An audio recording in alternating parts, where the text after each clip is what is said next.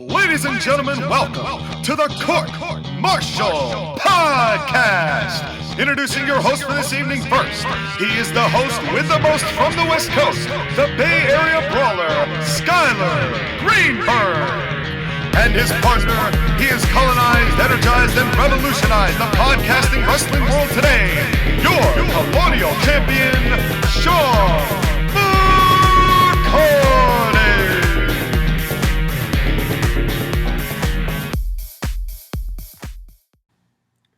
Well, ladies and gentlemen, it's a day that I know we predicted might happen, but never thought would happen. It is a groundbreaking week in professional wrestling. I can't even begin to describe the gravitas and what the ramifications and the implications are behind this week in professional wrestling and what it means for the entire shape of the sport we've come to know and love. But where are you in the context of this groundbreaking era in professional wrestling? You're here with us on the Court-Martail Podcast. I am your Colonial Champion, Sean McCarty, bringing in the craziest, I can't even begin to describe. I don't have enough adjectives in my arsenal to put together to imply to you exactly what we're talking about today. So I guess we might as well just get into it because I'm blathering. And the person who usually stops me from blathering or just sits there and take it, depending on how sore he is that day from his workout at the gym, the man of the hour, the man with the power, too sweet to be sour. He is the Bay Area Brawler himself, Skyler Greenberg. How you doing, buddy? We got a big show ahead of us. Has hell frozen over? Is this the sign of the apocalypse? Are the end times here? Well, we thought Jeff Jarrett going back into WWE's good graces was the epitome of hell freezing over, but folks, oh no. And we're not talking about Hell, Michigan. We're talking about the literal place where the fire things are, because it is, you know what? We might as well just get right into it. There's no use beating around the bush. Roll the intro, because this is probably the biggest news we're ever breaking on this show.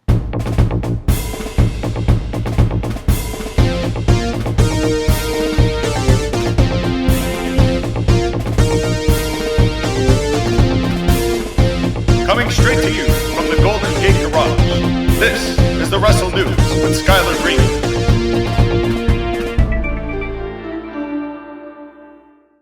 So you've been released by the WWE.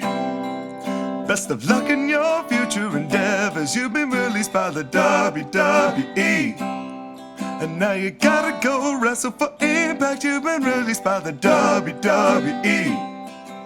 Best of luck in your future endeavors. You've been released by the WWE. Damn, and now what? Pal, you gotta wrestle for Impact. Impact, and you know that pay gon' be so low. That is right. It is the news of the week. But how can we possibly try and top this? How can we possibly hype this? Let's just say it for what it is. Sean, it finally happened. He's gone. Vince McMahon is gone from WWE. Entirely. And, yeah, so the news broke at like 4:10 or whatever it was on this previous Friday that Vince McMahon was retiring from the WWE. He is no longer a part of creative. He's no longer part of the office. He is officially withdrawn all investment that we know of in the WWE. And this could have come about from a couple of different reasons. And Skyler, you and I have pondered over the past few days what those might be, and we'll kind of name a few of them here. But for the first time in 45 years, or however long it's been since Vince bought WWE and Titan Sports from his dad, Vince McMahon is no longer in charge of the biggest wrestling company in the world. I mean, this is really shocking because we know about Vince McMahon's work ethic and ego, and we know that he wanted to work until he died. And we thought that was what was going to happen. Yeah. And, you know, the thing is, with all of these investigations, you know, when we broke this, you know, when we talked about this in the news, it's only been, 6 weeks? 2 months? Since this news broke initially, and at this point, when we heard the promo on Raw where he basically said, I'm not going down without a fight, we thought that this would last a lot longer. But it seems like the fact that Vince, obviously against his own will, it was forced out, tells me that one of two things could have happened. And the first one is that they found something in this investigation that is so damning, some major bombshell that they know about that they have not broken to the public and may not break to the public, but something so damning that Vince McMahon had no choice but to leave in order to keep the WWE with some level of face saving and, potentially their network deals. Well, do you want me to provide some of those answers? Well, let's see what answers do you have? ? So, as you know, Vince has been adamant about staying, and he said, "No, I'm here forever. I'm here forever." Stuff like that. Basically, apparently, not so many words, but yeah. Right, but apparently, more stuff is being investigated by the Wall Street Journal in follow-ups to the NDA stories, and now major news, mainstream, has been starting to pick up the story, and they're beginning to research more into Vince's history, and they're starting to find out more things about Vince's history. You mean like 2/3 of the Dark Side of the Ring episodes? Basically, but more stuff that hasn't been revealed yet. Yeah, and I'm guessing that there's something pretty damn vile, and pretty foul in that mix that is going to require Vince to basically focus his entire concentration on probably Jerry McDevitt and his defense when he goes to court, because I'm sure that that's where this is going to end up. If it's something so damning that they pushed him out like this. And it could be any number of things. It could be the woman that accused Vince McMahon of... It could, and actually, given the number of sexual allegations, there's possibility that Vince McMahon did somebody. Not outside of the realm of possibility, but I don't know for sure. It's hard to say. Who knows if they're going to pick up more stuff from Jimmy... not Jimmy. Yeah, Jimmy Snuka. Yeah. Jimmy Snuka's murder incident case. Like, that information has been buried for a long time, but you never know. Someone may have finally found something. There's a lot of things that could get Vince at this point. Now that we're opening up the whole closet with the skeletons in it. I mean, if metaphorically speaking, all of these investigators are opening up this door, and it's like when they fill up like balloons in an elevator, and all these skeleton heads are just rolling down out of the closet. And just laying and scattering all over the floor. Yeah, this is... I do have to give you a little bit of credit because you called this. The fact that they released this on a 4 p.m. Pacific time, 7 p.m. Eastern time on a Friday was meant to save the share stock prices. Yes. There's going to be a lot of trading on Monday. Yes. Oh, no. Well, just given previous history from the way that WWE stock has worked, whenever Vince has been theoretically out of the picture, the stock has plummeted. It went down 14% when the allegations initially came out and Vince stepped down. And then when he came out on Raw that night and then said, no, I'm still here, the stock price kind of bounced back a little bit. Now that Vince is officially gone, dead on gone, I promise you that stock is going to tank.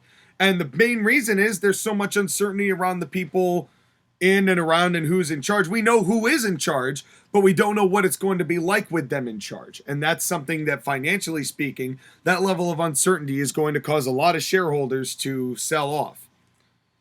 Right, and this leads to a lot of interesting things because Triple H was just named back to his position as VP of Talent Relations, basically taking over the spot from Laurinaitis, who's basically gone. He's gone. No, there's no way that we ever see John Laurinaitis ever again for his own good. I think the more he shows up, the more people are going to look into him, too.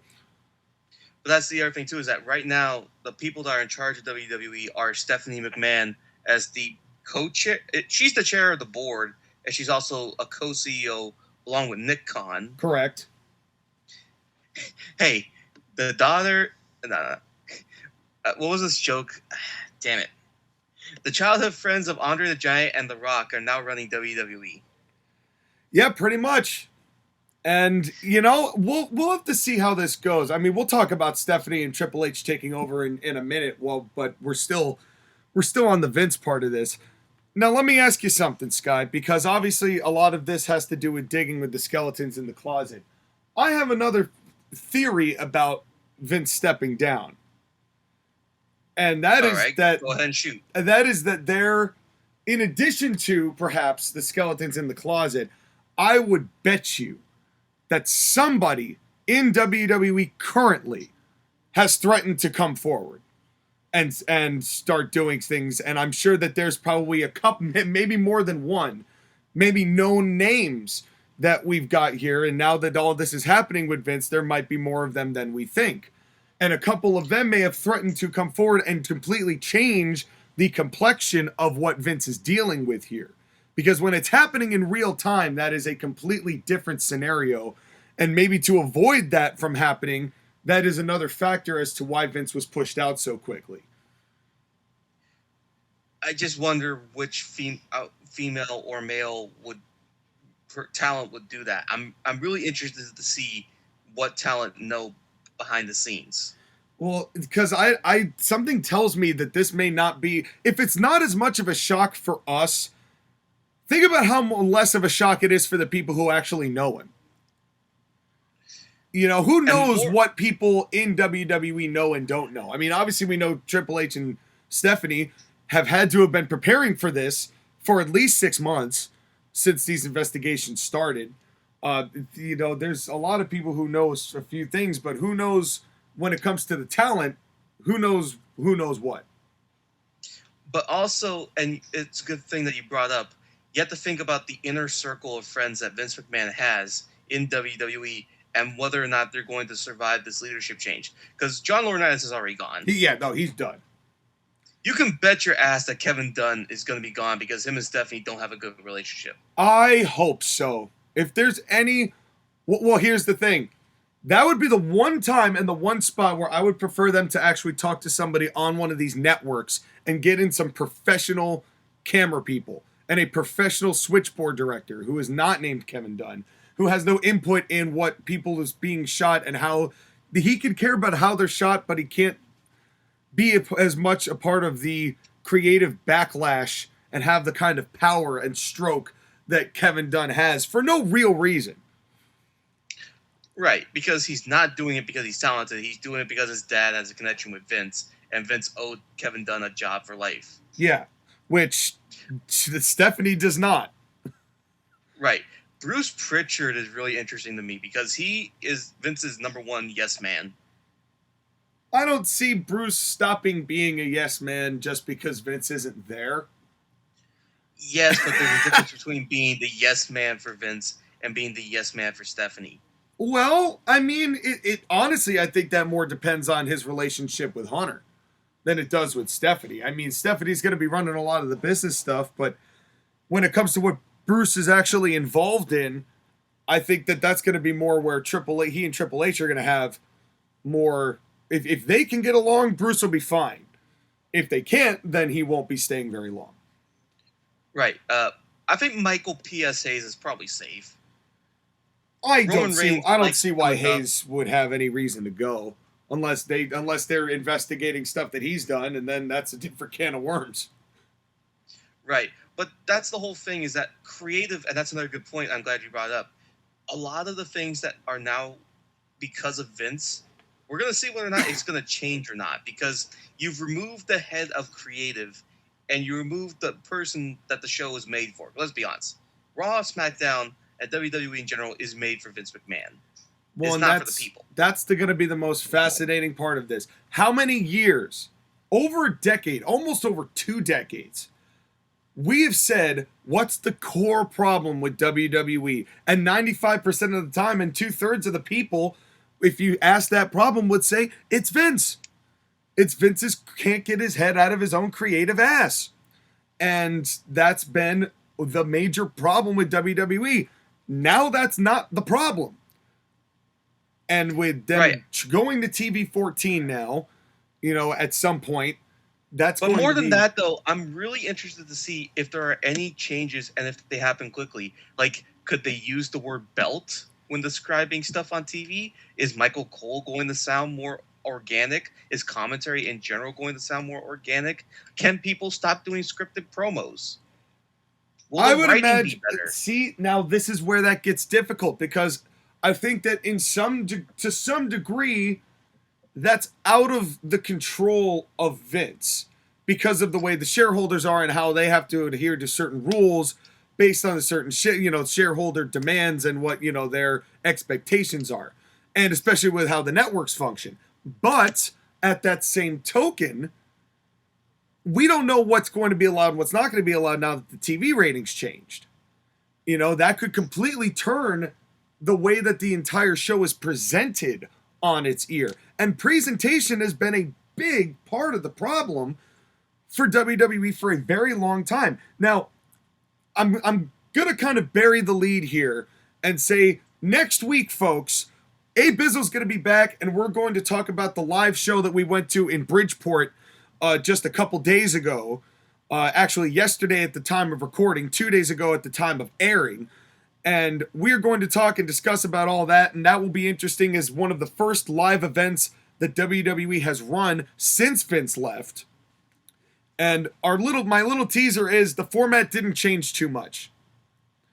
But that was only one day, and that's the thing, is that all the stuff I mentioned, some of it is going to be, immediate. Majority of it is going to be long term. Whoever is in charge of creative, or if they're even going to have it, or if they're just going to go by committee, they're going to change certain things about how the show's run. I think we're going to get a much better flavor for what WWE is going to look like going forward come Hanukkah time. Come the Rumble time. I like that you said Hanukkah and not Christmas. That's right. Yeah, change it up. Give it a little focus. The Jew in me appreciates that. Yes, that's right. And also, this is really interesting because it's also, and speaking of friends of Vince, Brock Lesnar is one of his guys. And Brock Lesnar was so apparently angry about Vince stepping down that he said, if he goes, I go. And they had to basically beg him to be on SmackDown that night. They paid him $1 million to appear on that night alone for the last 3 minutes because they billed him. Which is absolutely insane. but that's Brock Lesnar. Now, here's the interesting thing. Another thing that happened at this show in Bridgeport is they continued to bill Roman Reigns and Brock Lesnar in the Last Man Standing match. So as of this moment, they're still planning on that match happening. So my thought is they're going to have this match happen, and then we may never see Brock Lesnar again. But how many times have we said that before the check comes calling? But that was under the old management, though. Triple H and Stephanie might actually try to build stars. They actually might try to get people over on this program. There's a possibility that we might get people the level of John Cena again. Just not like John Cena. Well, hold on. You say this, but considering that their first phone call was to Goldberg to see if he could possibly work for SummerSlam is very concerning. It's an interim. This is all happening very quickly. And besides, it's only 2 weeks away. Who do you push at that moment to be that immediate to be his challenger that makes it feel that viable? That people are going to accept? John Cena. To repeat what they did last year? And then what happens? He wins? Yes. God, that would be concerning. That would be concerning. We have to push the new, fresh talent, such as John Cena. Just as John Cena. No, I don't know, man. I think that in the next 6 months, I think we're going to see the building of a star and it may or may not be Austin Theory, but we're going to see somebody really kind of break through. Hold on. His name is Theory. He may get his name back. There are a lot of people who may get their names back. We might get some realistic names in professional wrestling again. What, you don't like Veer? That's not even the most offensive one. What's the most offensive one? Like 3/4 of the ones in NXT 2.0. Which, do you think that they'll revert back to 1.0 now that Triple H is back in charge? And without Vince's influence, there's the possibility that could maybe like an NXT 1.5. Yeah, just go full-blown Kingdom, or what was it, Lion King. Full-blown Lion King. So. Yep. But yeah, this is going to be very interesting.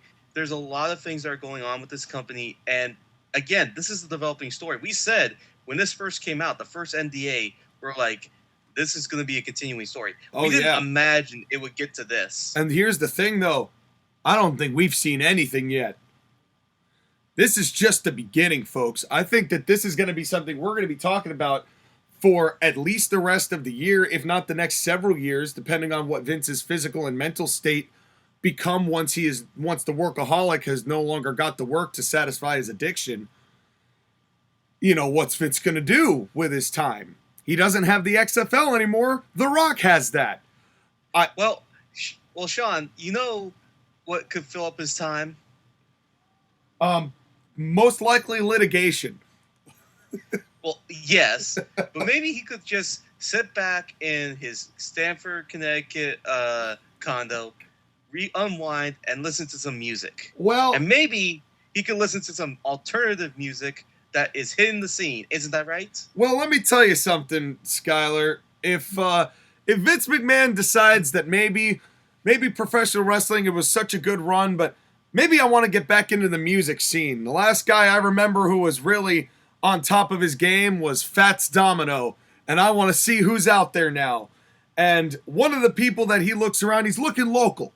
You know, he's looking local right in Connecticut, and he sees a couple of guys who are just doing their own style, doing their own thing, and he says, "This, pal, this is the music of the future." And he decides that with whatever money he's got left after all of his litigation with his lawyers, and that's going to tie him up and keep him busy, maybe while he's waiting to take the stand, in defiance of the bailiff and in defiance of the judge and the jury and the whole legitimacy of the trial, he pops in his earbuds and he puts on two local independent musical artists in White Knux and Abizzle. AB Productions CT is proud to bring you two avant-garde musicians who range in a wide variety of styles, including hip-hop, R&B, jazz, funk, EDM, house, and so much more. We have got a new wave of entertainment, a new era in entertainment. It's arrived, and the summer heat is beating down on us brutal, and there's no way better to stay cool than with two cool cats with cool sounds. And you can tell I'm completely making this up on the fly. This isn't the scripted one this time, because I'm going left and right. I'm shadowboxing all of those lawyers and subpoenas. I'm bobbing and weaving, and then I hit you with the jab, and I hit you with the uppercut, and you've got the Tweety Bird swirling around your head because the sounds you hear have put you into a catatonic state of bliss. And right now, you can catch the single from the album Just a Bit More, available October 14th. The single that released just a few months ago called Live as One with the E in Live, the number 3. A song made for all those betrothed or those just in love or wanting to be in love. It's a celebration song. Catch that and the entire discography of over 100 songs and projects from White Knux and Abizzle, including The Wax Apocalypse, Bearman, Retreat, Mixed Bag, Recovering, and so much more. Come join the entertainment revolution with AB Productions CT. Look for Abizzle spelled ABIZZLE or White Knux spelled WHITE space KNUX on SoundCloud, Spotify, Apple Music, anywhere you can find it, we've got it. AB Productions CT is the place to be for the future of music eternally. Now I'm done.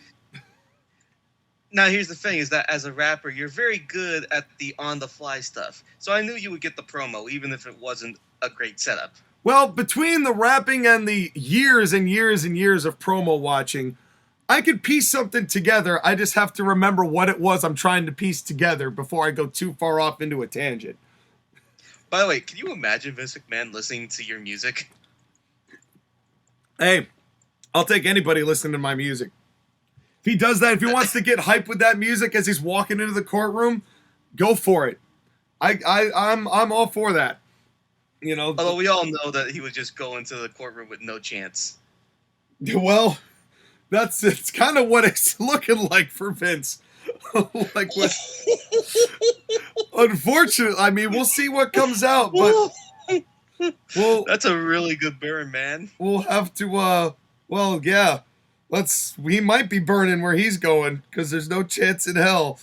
And anyway, instead of lingering on Vince McMahon's potential future in professional wrestling or in the world as we know it, we have to dial back the clock because this is also a pay-per-view review, Sky. I know how can we possibly do something other than talk about Vince this week? It's because we have a pay-per-view review that I have selected in our old school pay-per-views, and it is the NWA Clash of Champions, which was actually aired on television on TBS on March 27th, 1988 at the Greensboro Coliseum in Greensboro, North Carolina. And I had suggested this pay-per-view, which really isn't a pay-per-view. It's a watch on television per-view. I suggested this show because I remember the main event being very, very good, and I do still believe it was. I had not watched the rest of this show in a while. I had seen the second match. I had not seen the other matches, I don't think, for some time. And to me, Sky, and then you can give me your thoughts, while I remembered the shows nostalgically favorably in my mind, this was a bit of a one-match show. It was. This was the kind of show where there was a little bit of whiplash in terms of the way it was booked, and we'll talk about the booker. Yeah. We're definitely going to talk about the booker. Yeah, we will, because I think he was part of the worst match of the night, too. Hands down, he was the worst part of the match of the night. Yeah. But the other thing, too, is that this show was run in opposition to WrestleMania 4. And it's one of the most interesting... This is one of the most interesting times in wrestling because Jim Crockett was actively at war with WWF. Yeah. Now, you remember WrestleMania 4, right? That was the tournament that Savage won. Yep. And a lot of people did not like that show because that show had a lot of problems. Well, it was a 16-match WrestleMania. That went 4 hours. Yeah. Back when that was unusual to happen and before the mega marathon shows that we get today. Right. So the point, though, is that let's go back for a second. Clash of the Champions, there's a lot of really good talent here. Like, this is a very good Jim Crockett Promotions talent. There's a lot of really good wrestlers on this show. Oh, yeah, 100%. And tell me if I'm wrong. Now, of course, we're doing our territory deep dives. So we're going back to the past and watching old territories. Not just because of the talent, but is there a lot of similarities between Jim Crockett and Mid-South? Yes and no. I think that I think JR's commentary was probably the biggest Mid-South thing on the program. That and the idea that, again, this is a sport. This is sports presentation. Yeah. Everything that's happening in this ring is sports-based. Yeah. Well, that was the territories in general. I mean, Crockett and Mid-Atlantic had that same level of respect and adherence in the same way that Mid-South did. Just Mid-South, I think Mid-South did more envelope pushing than Mid-Atlantic in a lot of ways. I don't want to say that Mid-Atlantic was safer. I think that because it wasn't, but I think that there was, depending on who was booking at the time, there was a lot more heel envelope pushing going on in Mid-South, especially in the early to mid-'80s, as opposed to what Mid-Atlantic was doing. But in either way, you know, Mid-South was gone at this point. The UWF, I believe, was still running shows. And so this... for long. But not for long, but he was about to go and be a part of WWE eventually. But especially with... This felt more... I don't know how to just say what I want to say. I think because booking... Well, here's the thing, is that because you have to think about where these two territories are located. Mid-South was located in the Mississippi, Alabama, sometimes Texas, Oklahoma, Tennessee. This is located in the Carolinas. So there's some of that Southern style wrestling, but it's a different flavor of Southern style wrestling. Yeah. That's why I mentioned Mid-South, because there's similarities between the two, but Jim Crockett is doing kind of its own thing with certain talents. And, you know, one of the things that really makes me happy about the territories and what I love about the territories is just that. It's like, it's almost like a card game, you know, card tournaments and playing, or like playing beer pong and playing house rules, right? Where everyone's house rules is different. So each show, even though while they respect the same core of rules, there's little things here and there based on the audience reaction and what the flavor of what the audience is wanting. Like, you're not going to get the same match in World Class with the same participants that you would in Mid-South. Or you wouldn't get that, or even with the same participants from there and Crockett. You know, the matches that the Rock and Roll and the Midnight had in Mid-South look and feel different than the ones they had in Mid-Atlantic. Right. And for Crockett. And I'm going to go ahead and give a spoiler right now. The next territory that we're doing is one that you're picking, right? Yeah, it's Vern and the AWA. And I can't wait to actually deep dive a little bit more into that. I haven't watched AWA in a hot minute. Well, after AWA, it will be my pick again. And I think I want to do a little bit more Jim Crockett. But in specific, I want to go from 85 to 90. That would be interesting.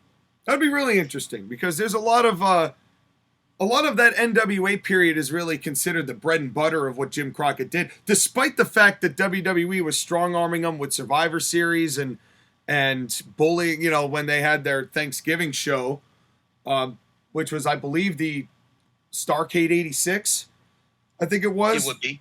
Yep, which was in Thanksgiving, and then Vince created Survivor Series and basically said, yeah, if you don't run Survivor Series instead of Starrcade, you're not getting WrestleMania.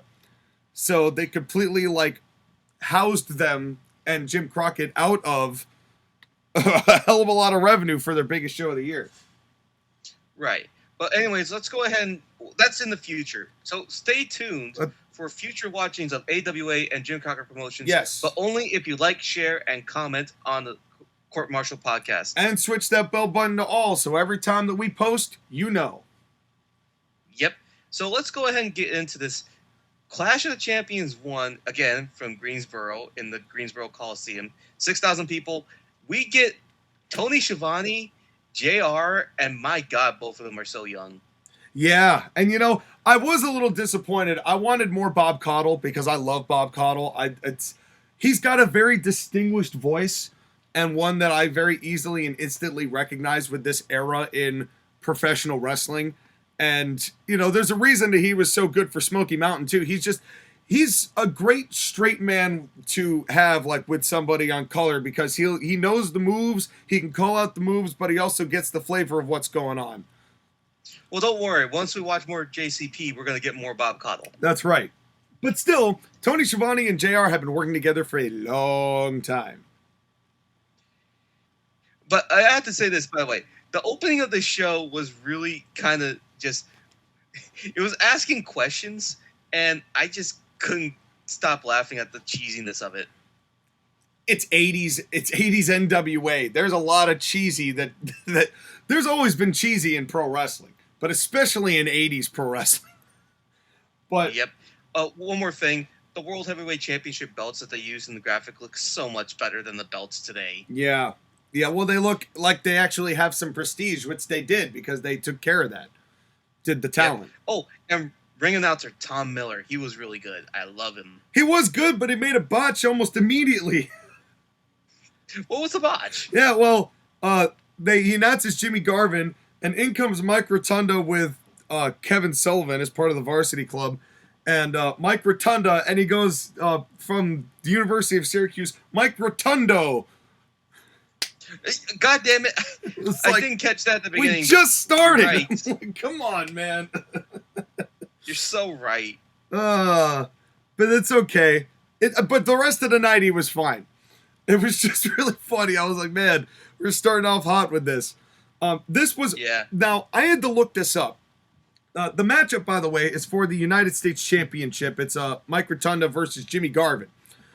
And the United States TV title. TV title, correct.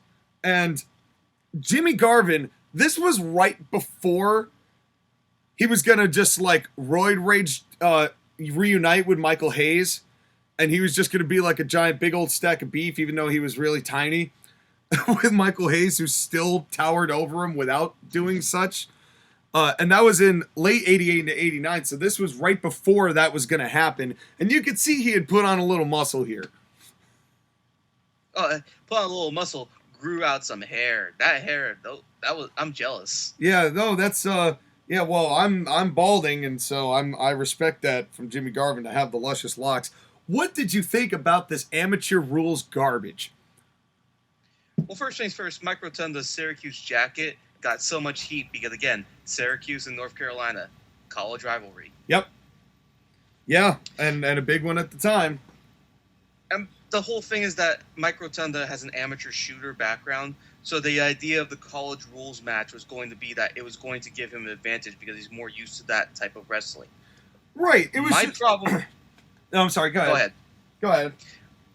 My problem with it is that this felt like it was trying to do something that just didn't work. I don't know what it is. Professional wrestling has tried this kind of concept many times before. This is one of the earliest I can remember where they do this like the 5-minute periods, and then they have the waiting period, and they go again to see, well, and they tried it with that. Remember the Impact Grand Championship?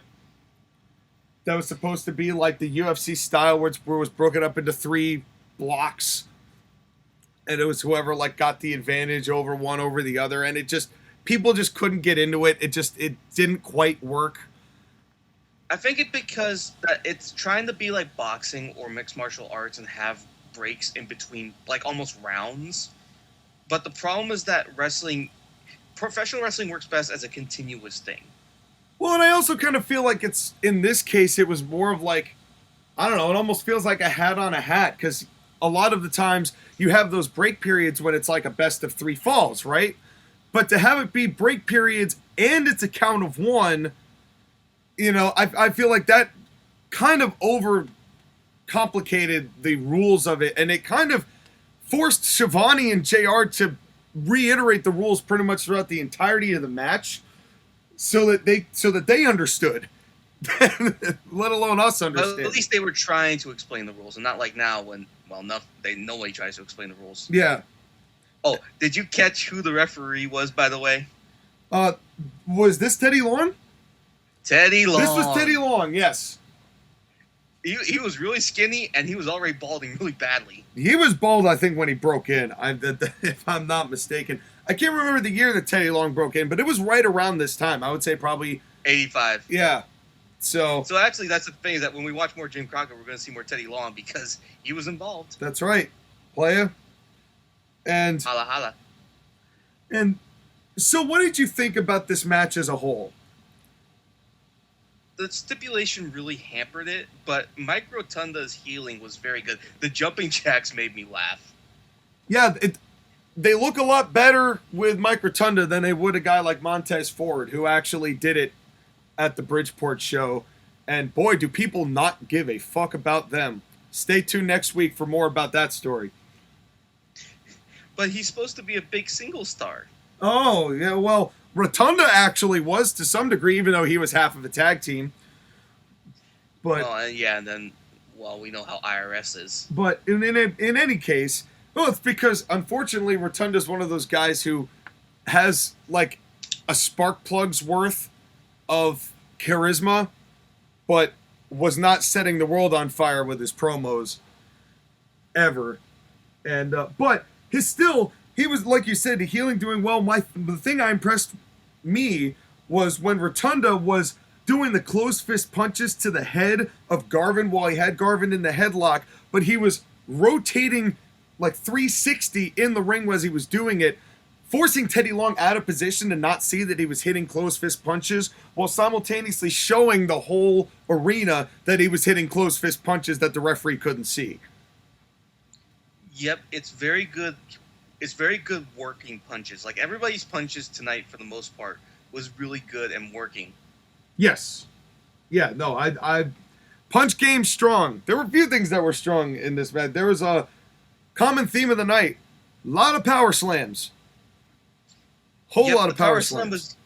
The power slam was used a lot, but I think it was at a time when the power slam was not, it was an effective move, and it was kind of a standard move. Yeah, oh yeah. There was a lot of standard moves being used by everybody, and that's kind of a teaser, because I'm going to make a statement later on that we will, that might be a tad controversial, but we'll get to that when we get to that. But I like the way that Rotunda worked this match, because again, he's a shooter, he's using shooter style, and he's taking advantage of that. There were some really interesting submission attempts that he did on Jimmy Garvin. Oh yeah, and Garvin's selling was very good as far as feeling worn out, and Greensboro, to their credit, they were white hot all night. Well, this was when the NWA and Jim Crockett was still, going. Yeah, and it didn't matter what, but the bloom was starting to come off the rose because of the booking. And that's and that's the funny thing, and we'll talk about that a little bit later, because this wasn't necessarily this wasn't a bad finish at all. When we actually got to it, it's just it was what it was. Because now here's the thing: you said earlier that there were issues with the overbooking on the hat. Would you have kept the round thing, like the 5 minutes and then the break period, or would you have kept the 1 count thing and only 1? Well, the difficulty is if you're going to do a Broadway later on in the night, I don't know if having the periods is necessarily like what happens if nobody gets a pinfall, I would rather you keep it at a 1 count is the only thing. Forget the periods, but it's a 1 count, which means that you got to be really careful not to put your shoulders on the mat. That is something you could work with. I think putting the periods into it just confused people more than it actually led to suspense and drama in the match. And like when Kevin Sullivan comes in for the finish to do the distraction so that Jimmy Garvin can't take advantage of Rotunda, Precious gets involved, and then Jimmy Garvin sees that Precious gets knocked off by Sullivan and then proceeds to attack him. And then a roll-up. And then a roll-up and a 1 count. And then we get a good old dusty overbooking here as they go and keep on attacking Jimmy Garvin. Rick Steiner comes in, and then Precious takes out all 3 members of the Varsity Club. Well, not all 3 members. Pretty much. I mean, Jimmy Garvin gave Rotunda a brainbuster. Yeah, which was deadly. Oh, my God. Oh, man, if there's any one thing to see. Head. Yeah, he did, basically. Woo! But, I mean, Precious had weapons. So she basically hit Steiner with a wooden brick, which I don't know why Steiner brought that into the ring. She hit Steiner with a 2x4 that she choked out Kevin Sullivan. And what then they go Kevin Sullivan with, by the way. I couldn't tell. I didn't know what she got. It was something from Rotunda. I think it was like a necklace or something. Yeah, I don't remember. And anyway, the people were hot for that. Yeah, so. Though the people loved all this. They ate this up. That's the problem. And that's the problem with Dusty's booking. It was bad, but they ate it up.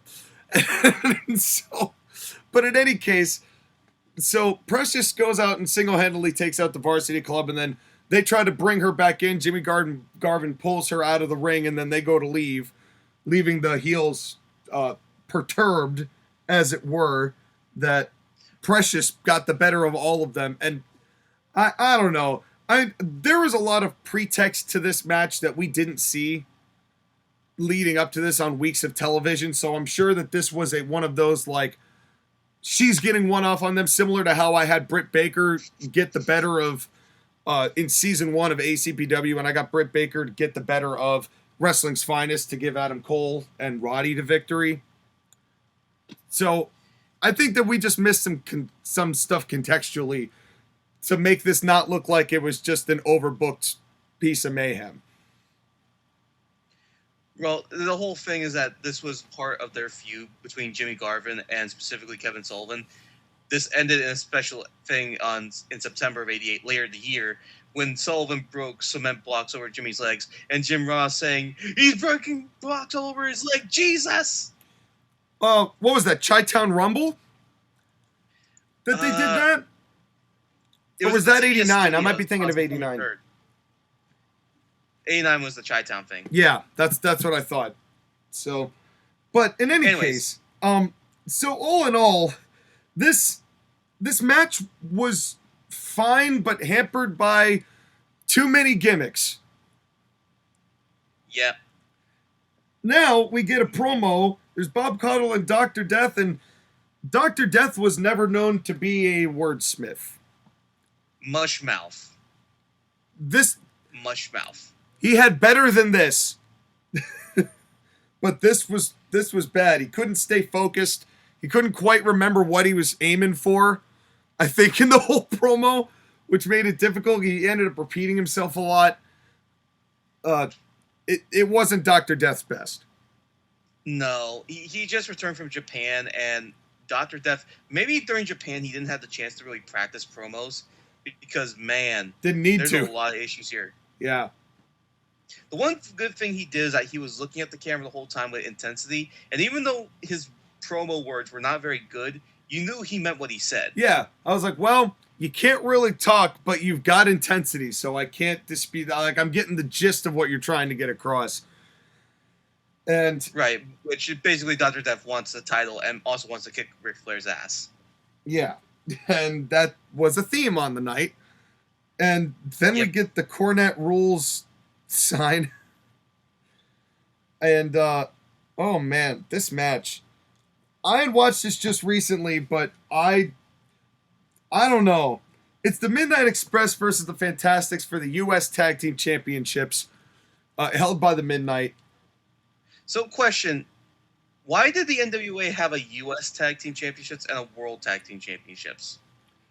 Because it had a strong enough tag division over the course of several territories and exchanging that they could afford to do so viably. Yeah, I suppose that's fair because I guess these are like the mid-card tag team championships. Yeah, this is when tag team wrestling was actually important. So this would be the mid-card tag. They were also advertising the Crockett Cup, so. Yeah, which they did quite a lot on the show. And I believe the Crockett Cup that following year, during this year, was won by Dusty and Nikita. The Superpowers. Was it? I think it was this year. If I'm not mistaken, it was them that won it. But I could be mistaken. Hold on. Give me 1 second while I look this up. I need to see the winner of this. Well, while Skyler does his research, the Midnight Express and the Fantastics have had a lot of good matches. This match... What? No. Hold on. There's like two of them. Yeah, I believe they actually did have two Crockett Cups that year. Yeah, they did have two Crockett Cups. Yeah. Because the final was Sting and Lex Luger versus Arn Anderson and Tully Blanchard. That was for the second one, I believe. But yeah. But the first one was won by Dusty and Nikita. No, the Superpowers won in 87. Oh, the very first one was won by Dusty and Nikita. No. Okay, 86 was the first one. And that was the Road Warriors. Second one was in 87, won by the Superpowers. Right. Third one was in 88, won by Sting and Lex Luger. Right. So there you go, folks. The timeline has been corrected. Yep. Also, Jim Cornette's suit. This is high point Jim Cornette's Very nice. Very nice. What did you think of this match? AEW match. Well, the only thing I can say is that there's better talent in this. But this was an AEW match. Again, there's a lot of context that we missed leading up to this point that we did not get between the Midnight and the Fantastics, which is why this was the way it was. But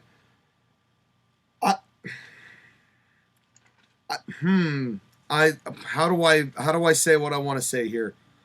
A lot of things that Cornette bitches about now happened on this show.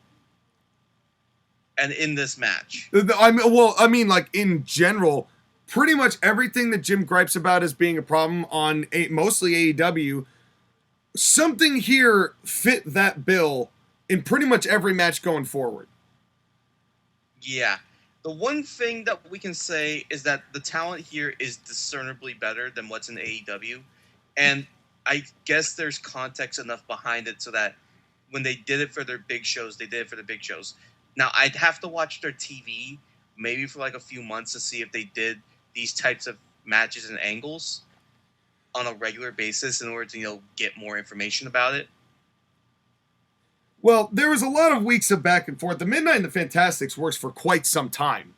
Until I believe it was Tommy Rogers got injured. I think maybe in this matchup, if I'm not mistaken. Yeah, Tommy Rogers had a deviated septum. Yes. And he had issues seeing. He couldn't see in this match halfway through. Yes, that's what it was. And no, there was a lot of interesting stuff that happened in this time. So contextually speaking, we're looking at this in a vacuum again. But it started off clunky and not necessarily it's a struggle clunky. Like, for example, Fulton and Rogers go to take Bobby and, like, double arm drag him, like, into the ring, like, double hip toss him. But Bobby just starts, like, kind of fiddling with him, and they're just talking. And you could sense for, like, a good 3 or 4 seconds, like, Bobby cannot get that coordinated. Like, they were just trying to talk all that shit out. And then nothing ever came of it.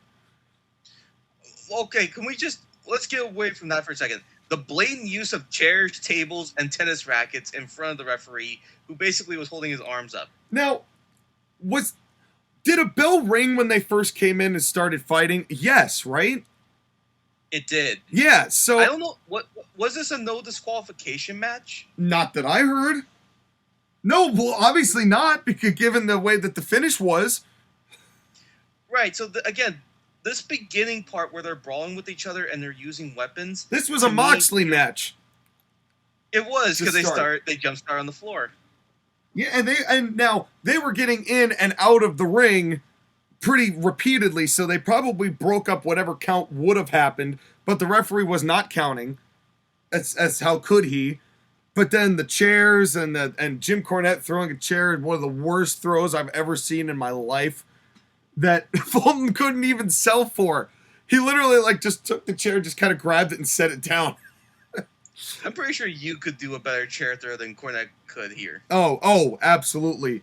And then the referee tries to restore order, and then like most AEW matches, then it turned back into a tag match. Right.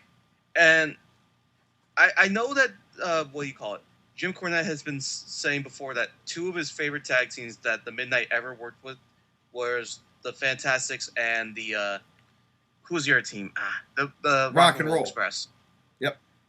But the Fantastics were one of the favorite tag teams to work with, and you can see why, because these guys have had so much chemistry, and they've been wrestling each other since Mid-South.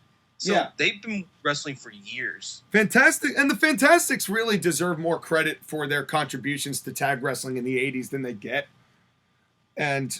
But what they were doing here, as far as like when they started doing the high-low and they started getting the heat, then this match started actually feeling like the match that it should have been. But it was just so strange seeing the first 2.5, 3, 4 minutes of this just being just absolute pandemonium. And there was also a lot of use of the power slam, but I'd say that Sweet Stan Lane's power slam was the best. Sweet Stan's moves always looked very good and very devastating. You know, he's another guy who does not get enough credit for how good he is, because everyone talks about how good Bobby is.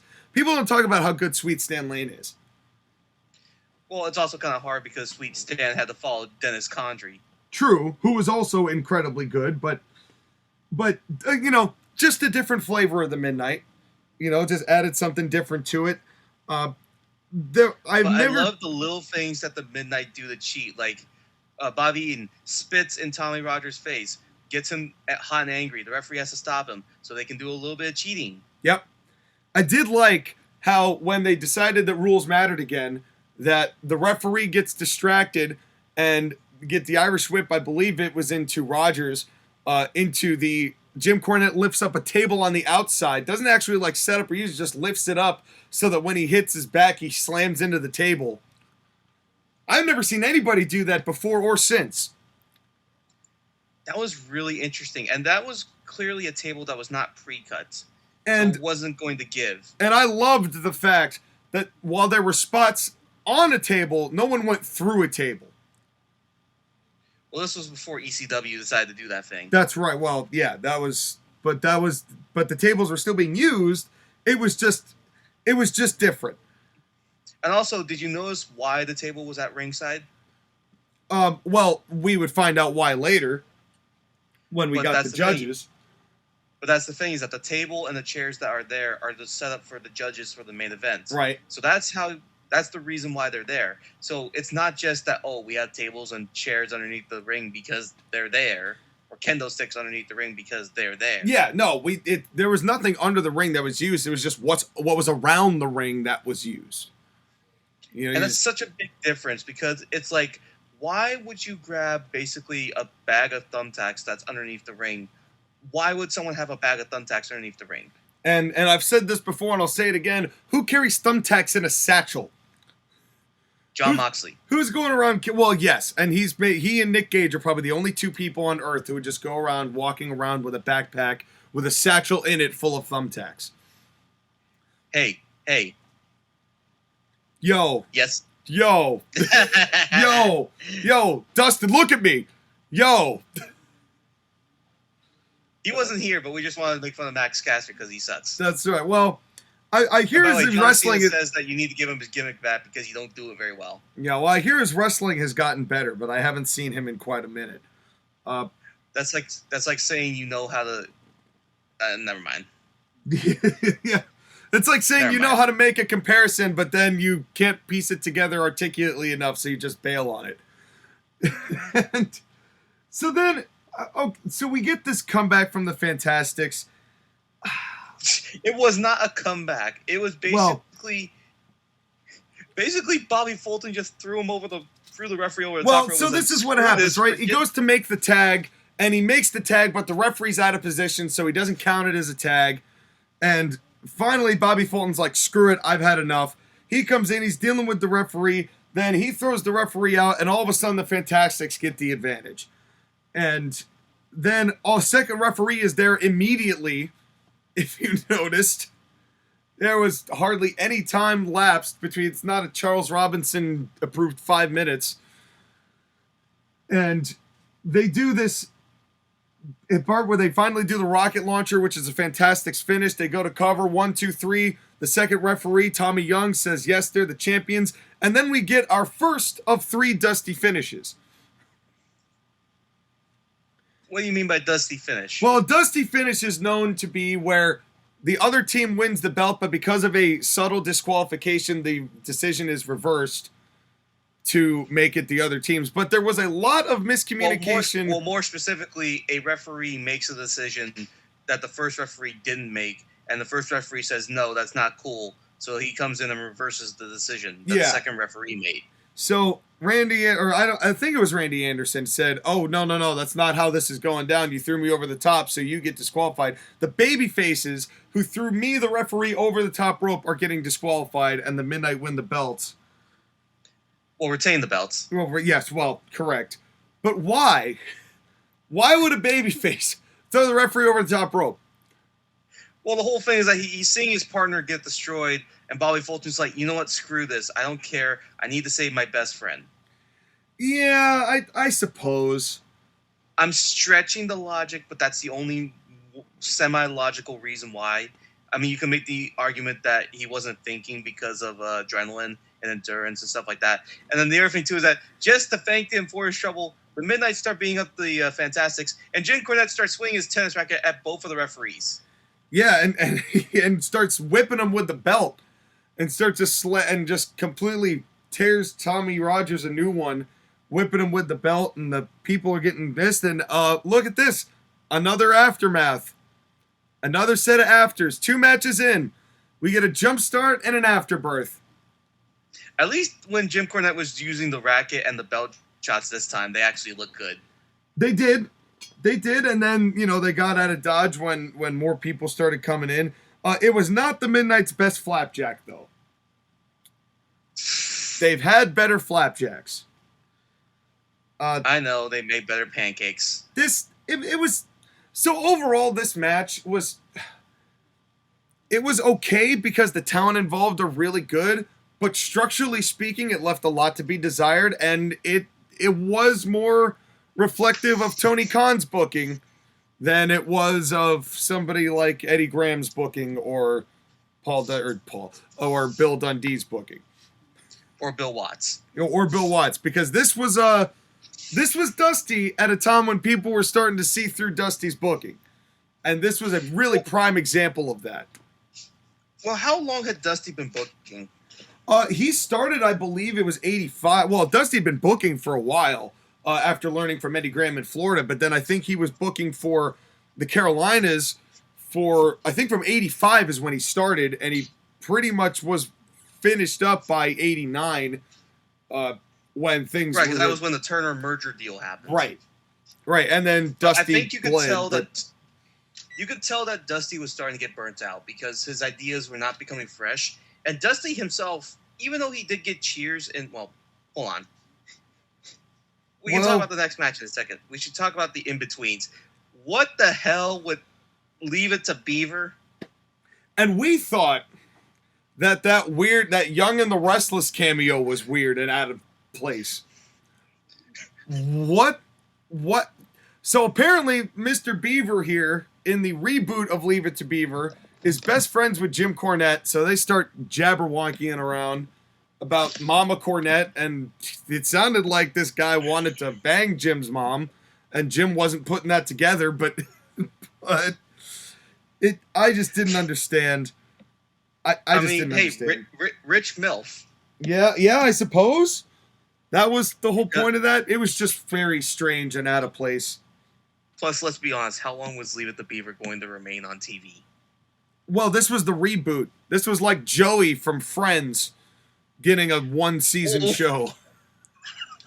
So, yeah.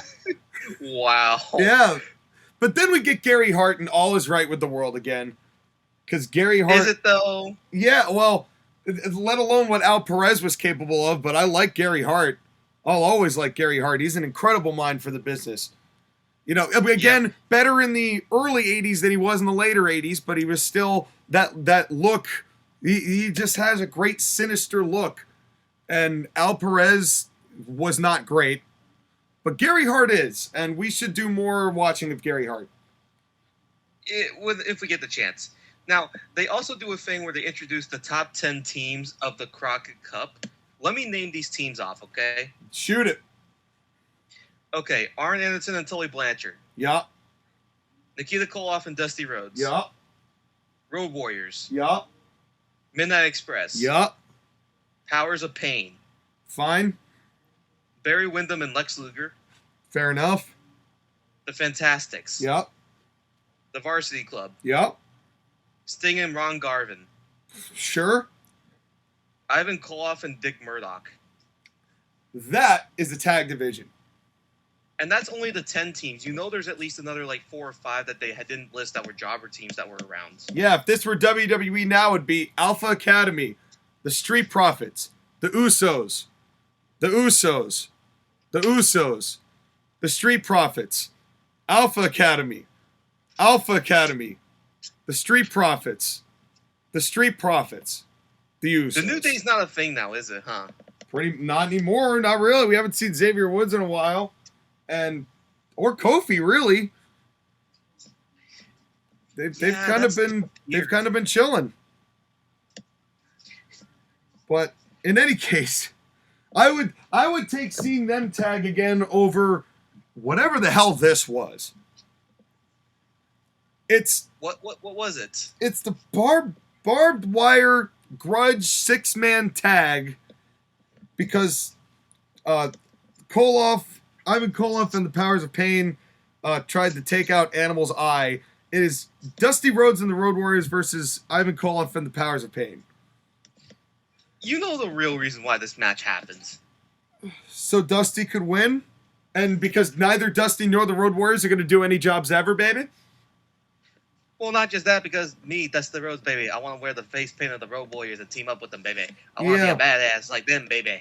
This was the worst match on the show. Hands down. Easily. And Dusty was not getting as cheered as I thought he would. This lasted all of what, 5 minutes? Not even that. It lasted 3 minutes and 30 seconds. And it was just... Now, you thought the last match was an AEW match. This match is an AEW match.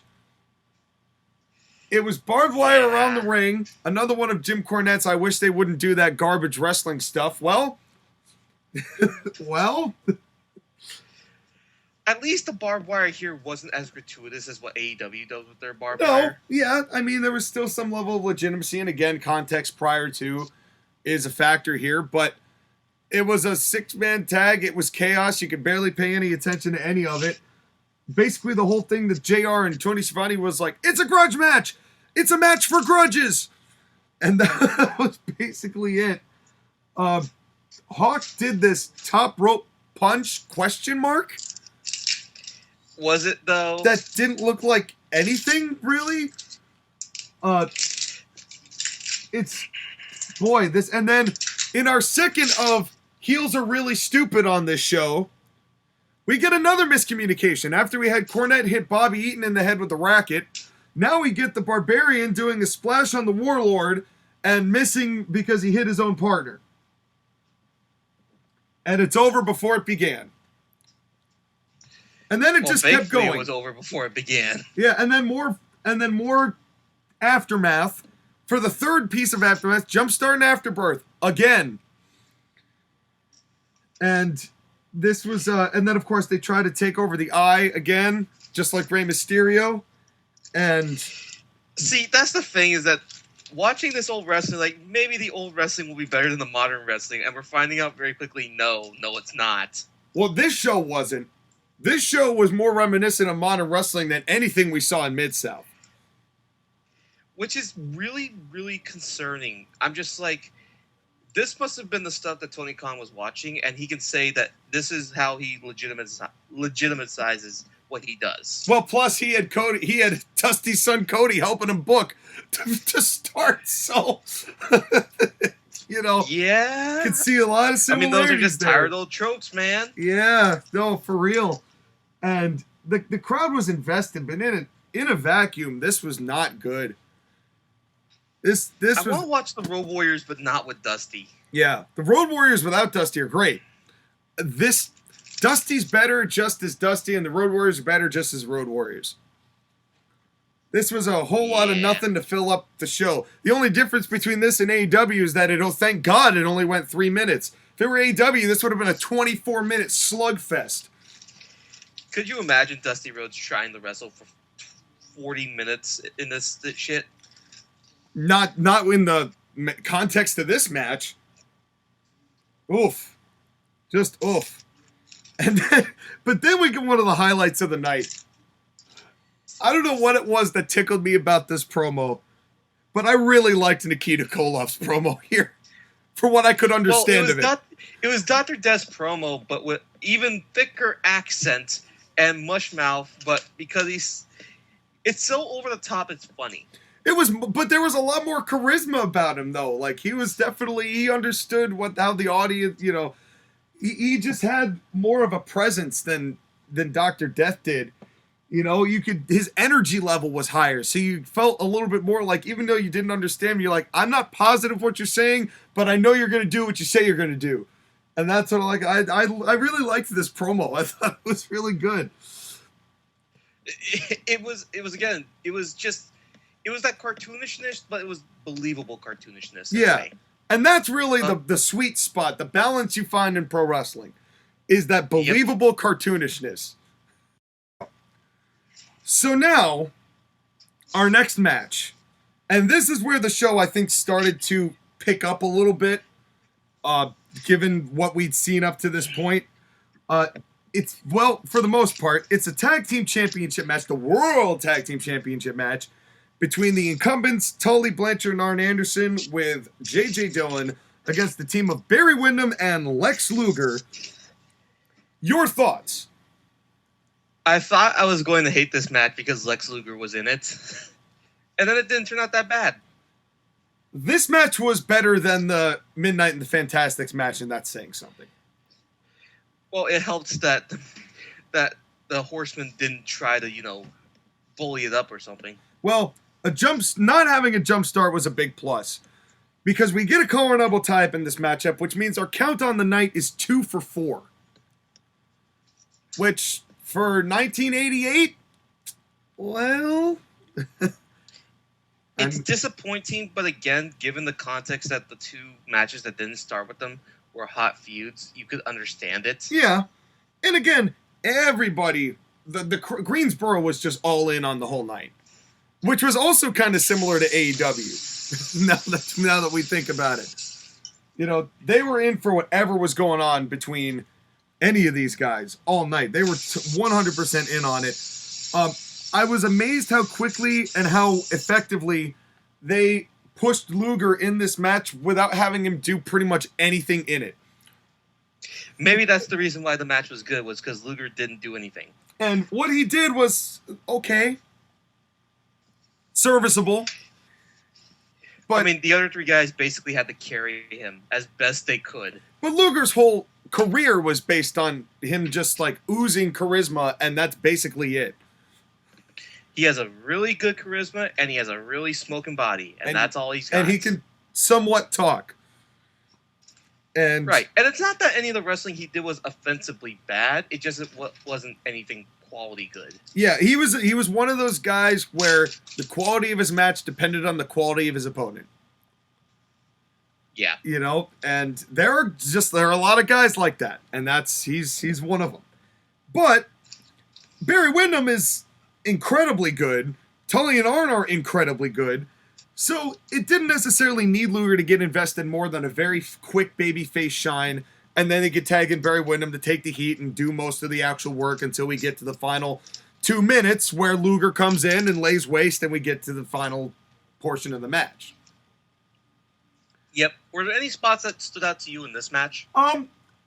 Honestly, this was just a good match as far as there wasn't anything major in the way of spots. I think Arn is... God, I forgot how good Arn was. I love one of the things of the rules was that Arn tries to tag in Tully through the ropes, and the referee doesn't allow it because your arm has to be over the ropes in order to go for a tag. So I did like that little piece, and that's another little detail that is lost in modern wrestling. But it's one that I haven't seen that much of. Yeah. Well, and that's one that I would like to see more, you know. Again, it's little details that say, hey, there are actually rules to this. That help my suspension of disbelief in pro wrestling. You know, a lot of people like to just let that go because it's wrestling. And that's how we get the AEW fan base that we've gotten. I personally like those little kinds of details. But then I noticed we get another DDT. And it just, again, with that and all the power slams, there was a surprisingly large amount of move duplication, which is something that Jim doesn't like. A lot of Jim's modern gripes were exemplified on this 1988 show. Yep, lots of power slams, lots of DDTs, lots of elbows from the middle or top rope. Which is interesting because they always claim that he's stuck in the past, but I don't know if he remembers this the way that it appears now. But I think there's a difference because they allow the moves to register and sell. And I think that's the biggest gripe that Jim Cornette has, is that you can do a bunch of moves in the same night as long as you're selling them. Well, and also the mentality of the wrestlers was 180 degrees different. Yeah, there was still context to all the stuff that was going on this show, where there isn't on AEW program. Well, no, it's just wrestling for Tony Khan's amusement. Right. Yeah, and that's all of it. But back to this matchup, Barry Windham has the softest crossbody on the face of the planet. He was just wanting to be gentle, man. Yeah. It just, normally you don't see it be soft, but that one I saw be soft. You don't want to be stiff, but you also don't want it to appear to not be stiff. But then I loved the double sell when Arn and Barry punched each other in the head, and Arn staggered and like landed on his ass, and Windham just like collapsed to his side. That was brilliant. These guys are such good workers. I mean, it has nothing to do with the moves they're doing. It's just body language and positioning and how they sell. It's just, they're so good. I wish we had more modern these guys. Yeah, that's the thing, is that I think you could get away with what AEW does if you had better talent. Yeah. Which is why FTR is so highly regarded. Because they could do some of Tony Khan's nonsense and still make it look good because they're good. FTR would have fit in perfectly if you had taken them in a time machine and put them in this era. Yeah. Oh, no, they totally could have matched any of these tag teams. But then we get a quick finish. It's a hot tag and not 2 minutes between that and the finish. And I miss having a quick hot tag to finish ratio. What, you don't like a second match after the hot tag? No. And that's one of the things I hate the most about modern tag wrestling. You get 2 comebacks instead of 1 comeback, and the fans' involvement decreases by at least half when you do that. And but then we get J.J. Dillon trying to interfere, and we get the third heel miscommunication between J.J. and I believe it was Arn or Tully that he hit, right? Yep. Yeah, it was Tully that he hit, and then Luger gets a big move and pops him in for the 3, and we get a tag champions. New tag champs. What he did is that he put the chair in the corner, and he was trying to have, actually it's Tully, throw him into the chair. Yeah. And then Tully gets thrown into the chair. The referee's distracted because he's looking at the other two, and Luger wins. Yeah. And I wouldn't have minded this. Except this is the third heel miscommunication on the same night. That's some WWE shit right there. And that surprised me. I was like, really? We're gonna do 3 of them like this? Like, not a single matchup on the show was devoid of having some sort of overbooking or gimmick. Well, do you want to blame a person, baby? Yeah, I will blame Dusty because he's the one booking it. And it feels lazy. It was lazy. It did feel lazy. That's exactly the word for it. And it really did. And I think that this was one of those times where Dusty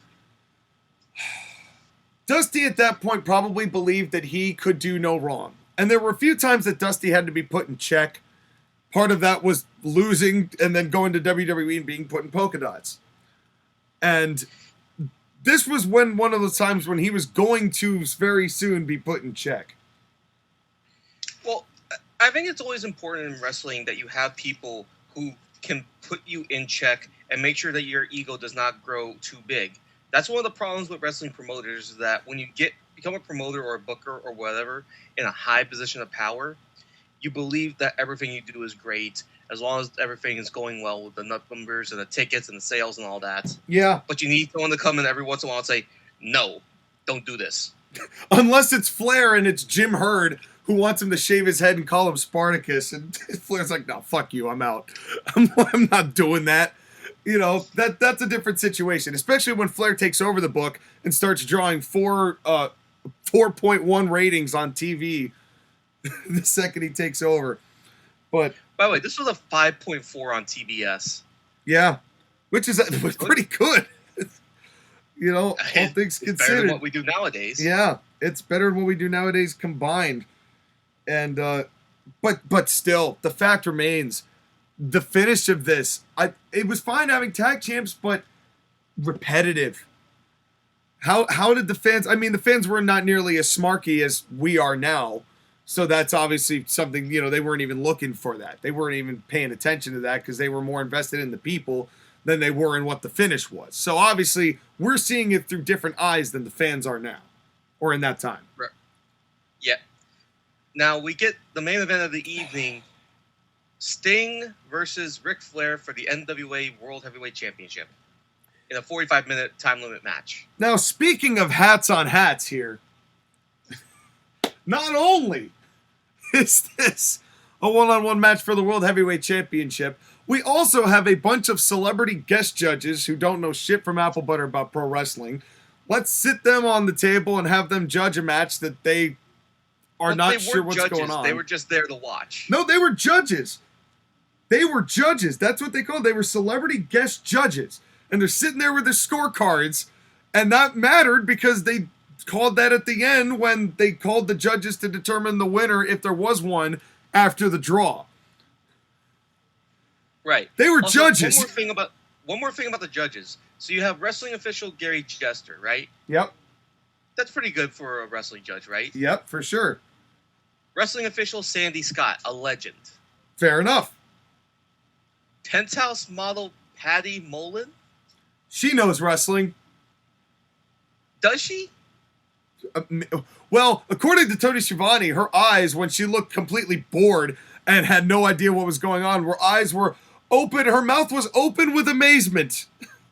Staring in awe at what she was witnessing. I think she was staring in, getting on with her day. Who knows? Maybe she was staring in awe at the muscles. Maybe. But it certainly wasn't judging the match. No. And, well, here's the thing, though. Sting comes out. Sting is over. Yeah. I mean, this is the match that is known for making Sting. And I think you and I could both agree this was the match of the night. There wasn't competition. There was no competition. This was easily the match of the night. Probably because Flair had pretty much autonomous control over what happened. So Dusty probably had less of a hand with this than Flair did, which was fair because this is definitely a Ric Flair style match. Yeah, this is a Ric Flair match. Although, given that, I liked what I saw from Sting here because Sting had not been wrestling for that long. No. He'd been with Continental. He had been with UWF for a little bit, but he'd only been in the business for 2 or 3 years at this point. And then Flair took him under his wing, and that's kind of how this ended up becoming what it was. Right, because I think Flair had always taken a liking to Sting, and Sting had to learn from the learning tree. Now, there's no disputing that Flair was leading this matchup. No doubt. This is a 45-minute match. Are there anything that you want to talk about in specifics? The pacing was great. It honestly reminded me a lot of Daniel Bryan and Page, or Bryan Danielson and Page, as far as the pacing of it going, where it was 45 minutes, but it didn't feel like 45 minutes. Yeah, that's one of the things is that you have to be in really good cardio shape in order to do this, but you also have to do a really good job of making sure you pace yourselves. There was a little bit of milking. Well, Just a little bit of milking. But I don't think it was as nearly over the top as it is with WWE. But they had to do that to some degree, but it helped let the match kind of breathe. You know, as far as the intense moments and then the slower moments and the setup to getting into doing that. But again, hat on a hat, J.J. Dillon is also in the shark cage. I mean, he couldn't have just stayed in the back. At least they didn't. They did the shark cage a couple times to go to his reaction, but otherwise they didn't really do anything else with that hat, so that's fine. Yeah, no key dropping or anything like that. At least he was off to the side. He wasn't above the ring. Yeah, he was meant, and that was meant to be there so that he would not be involved whatsoever in the outcome of the matchup. And but although I would have liked it if, in another realm, he's reaching in his pocket, he drops a pair of brass knuckles to the ground. Ric Flair grabs the brass knuckles as the referee is distracted, hits Sting with them, cover 1, 2, 3. They could have, but I don't think that would have made Sting as well as this did. No, but I'm saying if in a future stipulation, wink, wink, nudge, nudge. Potentially. And, but yeah, there was a lot of the early match stuff with Sting obviously having more power, obviously being just as fast as Flair. Yeah, and Flair did a great job of exemplifying that for Sting, too. Yep. The first drop kick that Sting does is actually very good. That forces Ric Flair to take a powder. Sting did a head scissors. Kind of. Head scissors was weird. It was kind of a head scissors, but it was unique. And I respect that. But it was definitely something different that I totally forgot Sting did. Well, Sting never did it later on because there's a difference between the way that Sting wrestles here versus the way he wrestles as Crow Sting. Oh, for sure. For sure. But that was also a lot more years on to Sting than before, you know, and that was something, and we might even get the chance to see Sting at that time. Well, we are going to get the chance to see that because we're going to pick a WCW pay-per-view to watch next. Although I will say, because of the Vince McMahon stuff, I am going to watch SummerSlam. I don't know if I'm going to review it proper, but we'll never know. Yeah, we'll see. We'll see how we feel. You know, that'd be interesting to start the month of August off with that, potentially. We'll see. We'll see how we feel. Because this is a special circumstance. So if we decide to review SummerSlam 2022 just because this is a different company now, basically, you'll know, but the only way you know is the way that we described before, with all the buttons and all the stuff that the other YouTubers tell you to do. Do that with us, too. Did you notice that every time Flair took a back bump, he always went to his side? Yeah, and started whining.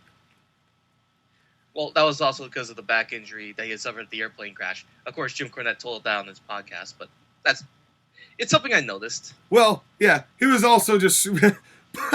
Flair's also just known for whining. That's another thing. Well, he was whining so much in this match, but again, it's heel whining. Yeah. Oh, no, it's perfect for Ric. Ric was always very good at it. And I've noticed Charlotte has tried to do that occasionally, and she's kind of got the knack for it as well. But then you know, Sting starts looking really good. He got a lot of mileage out of that headlock, man. They got a lot of mileage. They got like 10 minutes out of that headlock. And well, they had to do something for the first 10 minutes. But then we get the worst spot of the match. What was it? Would you like to describe it? Okay. So Sting grabs Ric Flair and proceeds to basically hip toss him into the corner. Ric Flair lands in the corner, and Sting goes for a drop kick. And Sting misses Ric Flair completely by a with the lot. Drop kick. Noticeably. Even though noticeably he had hit it earlier in the match, so we know he can do a drop kick properly. And how does Ric Flair decide to sell this? The way only Ric Flair can. He does the Ric Flair belly flop. Yeah. That was rough. I was like, man, there are a lot of other moves in this matchup that you could have used that Flair bump on, and that was not the one I would have chosen. He did. Later on in the match, when they're outside, Sting throws him into the barricade, and Ric Flair does the belly flop then. Yeah, he did a couple flops, but this one was not one that I enjoyed because it was so obvious that Sting missed.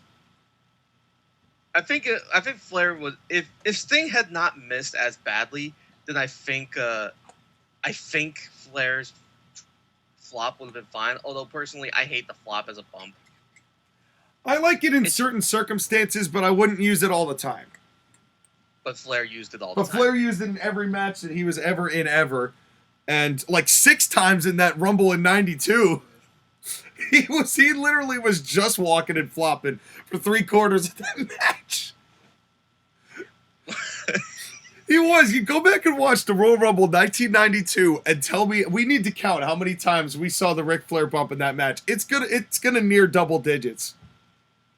If you would go to that match and basically take a shot every time Flair does it, you're gonna be drunk by the end of the night. You're gonna get hammered. It is a great Rumble. I'm not discounting it's a great Rumble, but man, he got some mileage out of that night. Yeah, almost as much mileage as the headlock they got here. Yeah, and there was one time in that headlock that happened right after this. Did you hear what Sting said to the referee? What did he say? Ask him! I didn't catch that. Yes, he did. Yes, he did. He said he had that headlock. He was looking over. He goes, "Ask him." Ask him. Ask him. He did not. He was not as insufferable as Jericho was doing it, but it was funny. It was funny. See, all ahead of its time. Sting's an innovator at complaining. That's right. Sting invented asking him. But then they mentioned that Sting busted his titty on a chop. Yeah, and you could see it. You could see it. I was like, oh man, he really did bust his titty. And but it added to the match. That's how you know they're fake. Yeah, well, With Sting at this point, I don't know.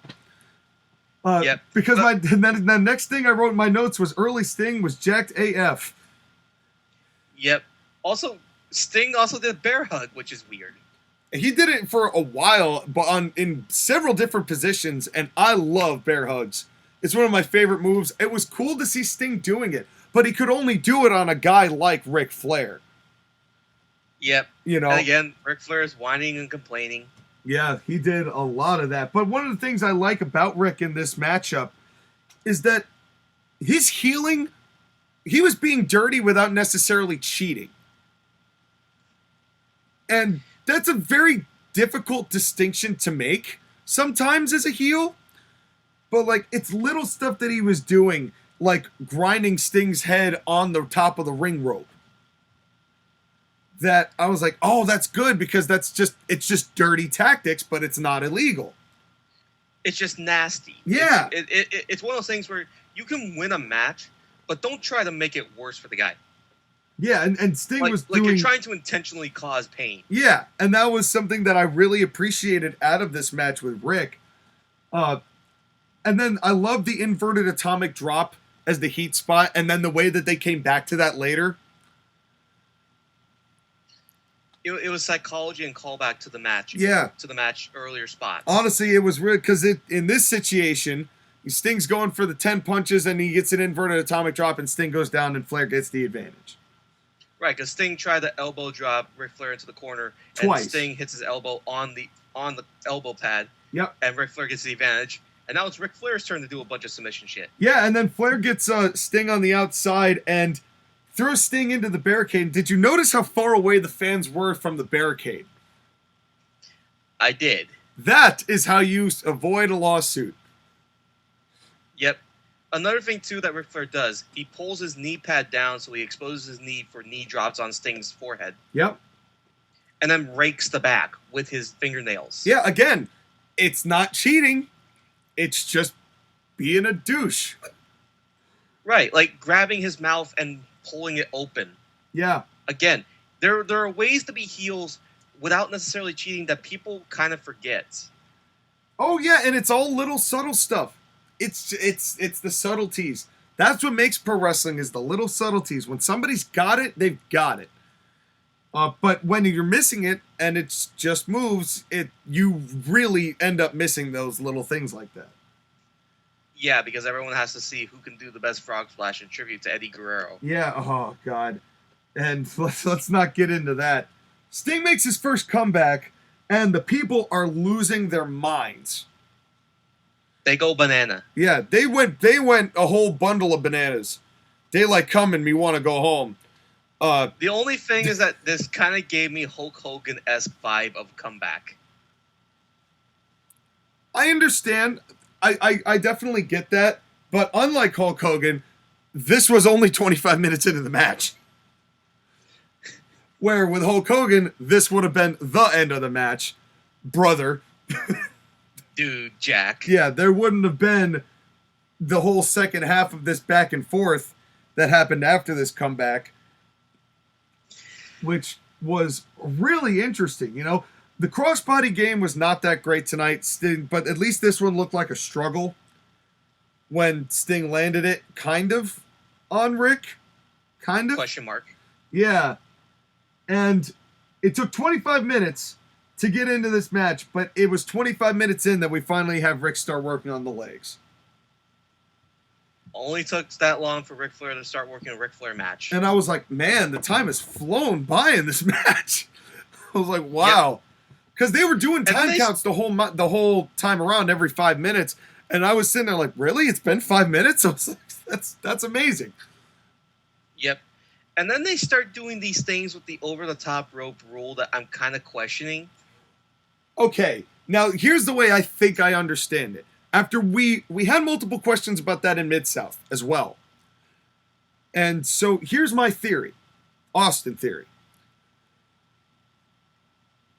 Only a punch or an actual effort of throwing somebody, taking them and throwing them over the top rope counts as an over the top rope disqualification.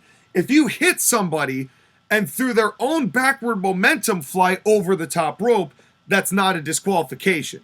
But if you go through the act of actually taking them, grabbing them, tossing them, that's what counts. That's why it worked with the referee, but not when Flair just took the bump up and over the top. I did not notice.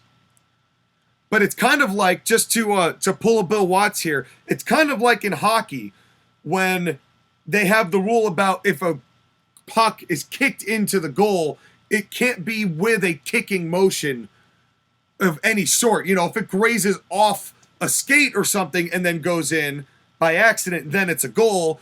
But if it's, you know, if you see the player act, Alex Ovechkin, for example, just naming somebody random, kick the goal in, then that would not count as a goal. Same situation here.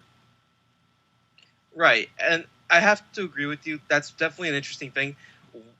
When Ric Flair does the figure four, and very noticeably, the referee is looking at Sting. This is deeper into the match. Flair is more desperate. He's grabbing the rope to get more leverage on the figure four. Yep. And at that point, that's when, like, okay, now he's actively cheating, but that's because he's getting more desperate.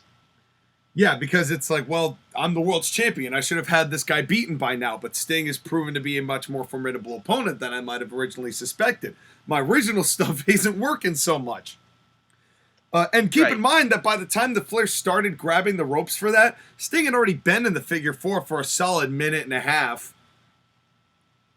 You know, submissions don't last as long as they used to, as far as people being in them. Because they milked that figure four for a long time. Which is what you have to do when you're going Broadway. Yeah.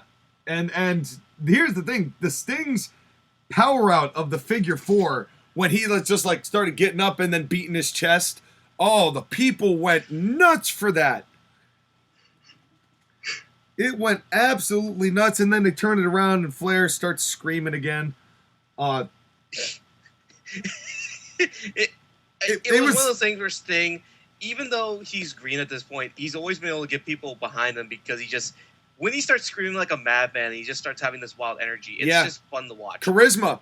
He had that charisma, but Sting still had a lot more mobility and understanding and knowledge of how things were supposed to work, at least at this point, than somebody like Luger did.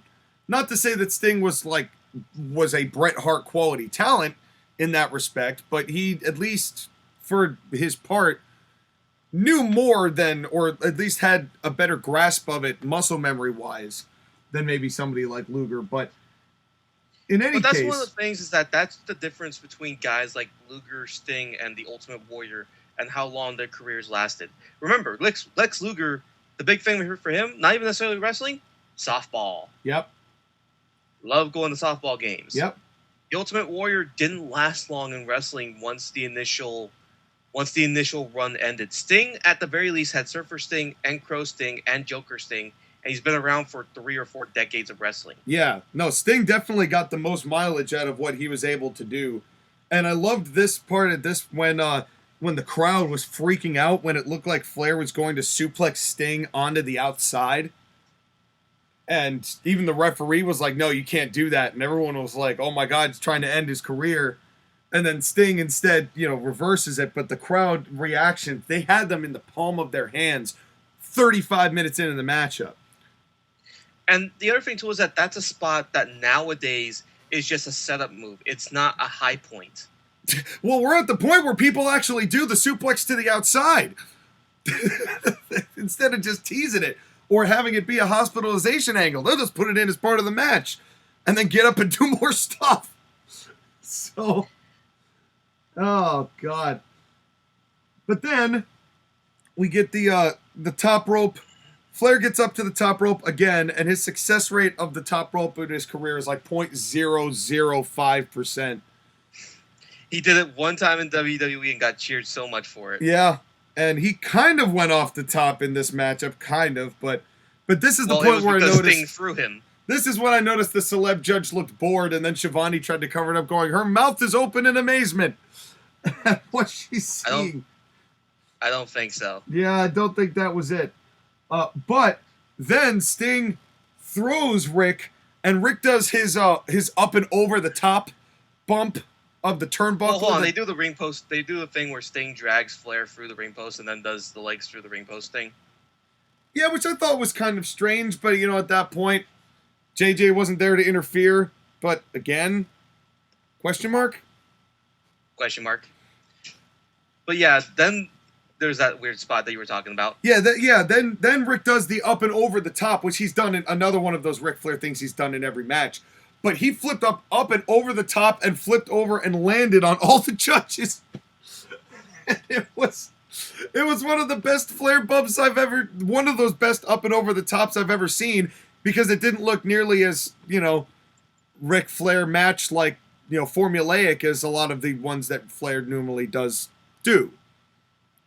Well, he was planning on doing the bump, but he didn't imagine going that fast. Yeah, it was great. I thought it was wonderful. And he did it again later, and I didn't like it the second time because I thought it looked so good the first time. Because then they were repeating spots. Yeah, and that was... But we were getting towards the end, and they were moving fast, and they were trying to do callbacks in the final 5 minutes of this match. Because then... Right. The Sting, when Sting does the figure 4 on Ric Flair, the place popped. Yeah. And then Rick was able to escape out of that. And then, again, Sting gets Flair into the corner, tries to do the punches, and Flair hits him with another atomic drop. Sting no-sells it and just clotheslines Rick. And it was, the fact that they were doing these callbacks and the people were eating it up. It was insane how over this was with Greensboro. Yep. And then Ric Flair got busted open because, of course, Ric Flair has to bleed in this match. Yep. And then we get another Jim Cornette pet peeve. Because Flair comes off the top and Sting rolls through. And I know that he hates when people do that. So there was a little bit of no selling in this match, specifically that Sting did. I know they were trying to sell it that Sting was being so strong. And Sting used that his entire career, pretty much from that point on. So. Yep. But it still. Also, at least Sting has a decent sharpshooter. Yep. And then he puts on the deathlock, and the time runs out, and Flair doesn't tap. Then they spend the last 5 minutes going to the judges and conferring with them. They name Flair not necessarily the winner, but he didn't lose, so he retains the belt. But Sting gets made, considered main event player. And then we get a closeout from Caudle, JR, and Tony talking about that and what's coming up next. And that was the show. That was the show. And again, this was really interesting to me watching this. Because, I haven't seen much 80s wrestling. I haven't seen much Mid-South. I haven't seen much Jim Crockett. Yeah. But I was left wanting more with this match. Which is what you're aiming for. Because the idea was that they were going to have Flair and Sting eventually win the belt. I believe it was at the end of this year, but that's when Sting got injured. And then Flair went into the program with Luger, but wouldn't drop the belt to Luger because he promised it to Sting. So, here's the interesting thing, is that should we do the what if? Well, let's do it. I like what ifs. What if Sting did not get injured and had beaten Flair like it was planned in early 87, in late 87, I guess?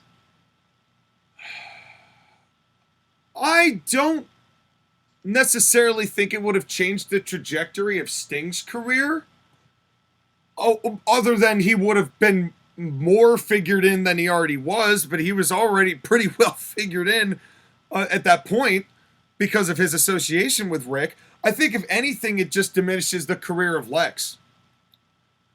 It just makes it harder for him to break through and become a name, but I don't think that would have stopped Luger either. I think it would have been a bump in the road, and he would maybe not have been the wrestler that he was later, which was still not great, but he would have lost those matches working with Flair, which is a learning experience in and of themselves. But I think Luger still would have been successful. I don't know how much it really would have changed, other than maybe a bigger gate later on. Well, Sting didn't defeat Flair until the Great American Bash in 1990. So this was 3 years afterwards, and Jim Crockett at that point was not in good standing. Right. And so had had Sting have won 3 years earlier, you would have had a new marketable main event babyface. And who knows, maybe Jim Crockett would have done better under a Sting-led world title reign. It depends on, well, and this is actually kind of an interesting statement to make. It depends on how Dusty's booking would have affected him. In the same way that we say, you know, somebody winning the world title in AEW would be big, but it depends on how Tony Khan books him. It would have depended on how Dusty handled it. Yeah, he would have had some protection from Rick, but he wouldn't have been able to avoid Dusty's booking entirely. I guess it also would have depended on who they put him against. Yeah. Like, who besides the Horsemen, who were the top heels in JCP at this time? Well, you could have gotten mileage out of quite a few people, I think. A lot of them you didn't see on the show. Ron Garvin was a heel, and I don't know whether they would have pulled the trigger on Ronnie Garvin earlier than they did, which was 89. You probably could have had Ivan Koloff have a run, or at least have a couple of matches in. There were a few people you could have gone with, I think. Right, like him, maybe Nikita. They did have a feud with Sting against Hawk and Animal, the Road Warriors, and Dusty teaming up. Yep. Maybe you could have had him go against the Road Warriors. You could have had, champion. You know, pretty much any of the Horsemen. You know, you could have turned Windham heel, could have turned Barry heel, and had him work a program with Barry. Windham, and when he did wrestle and beat Barry for the U.S. title in '89. Yeah.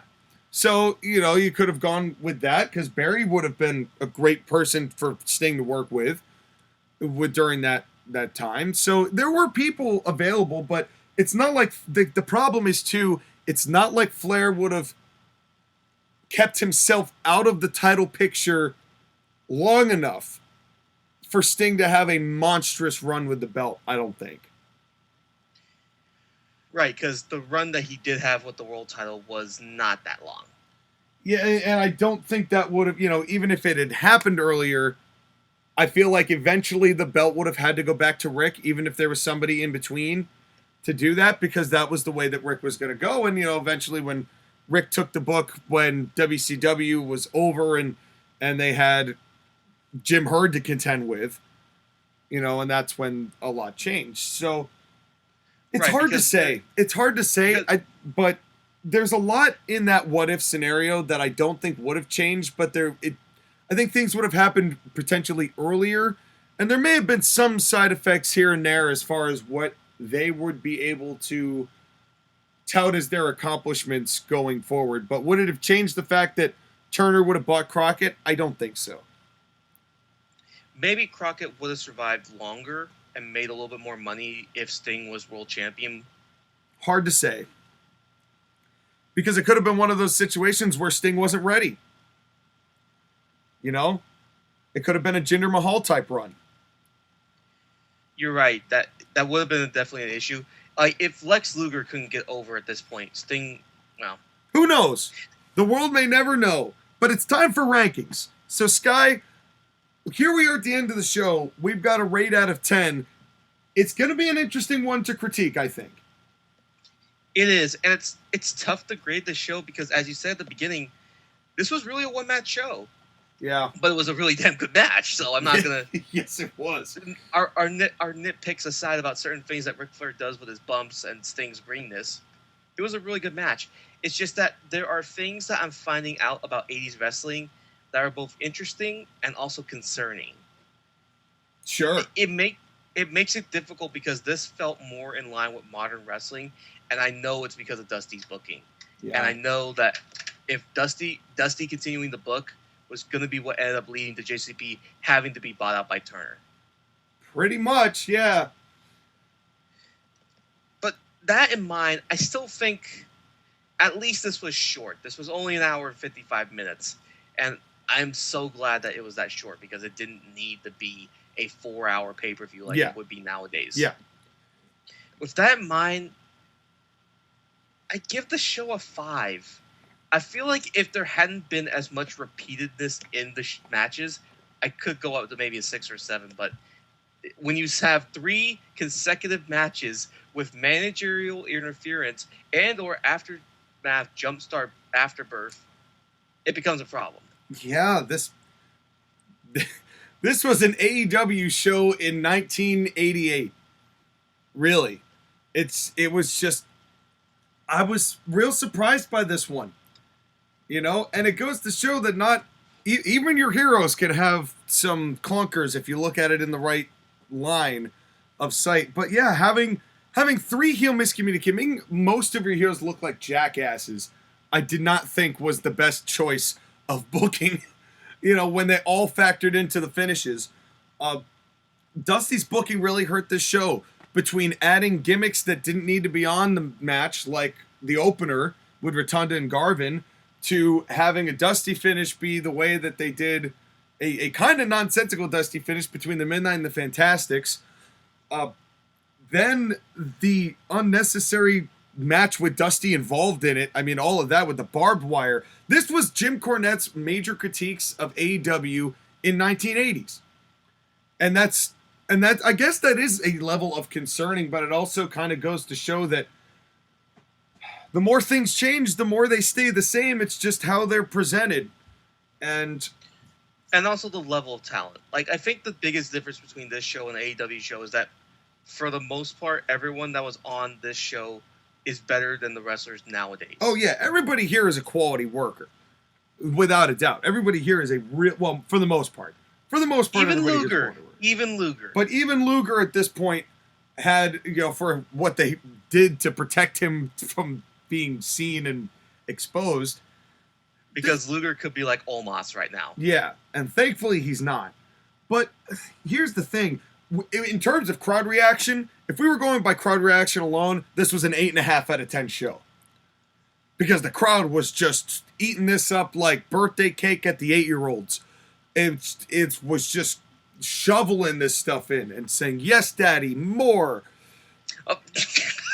And instead, so that was Greensboro. So Dusty definitely knew Greensboro. It's like, "I'll give you all the cake you want, baby."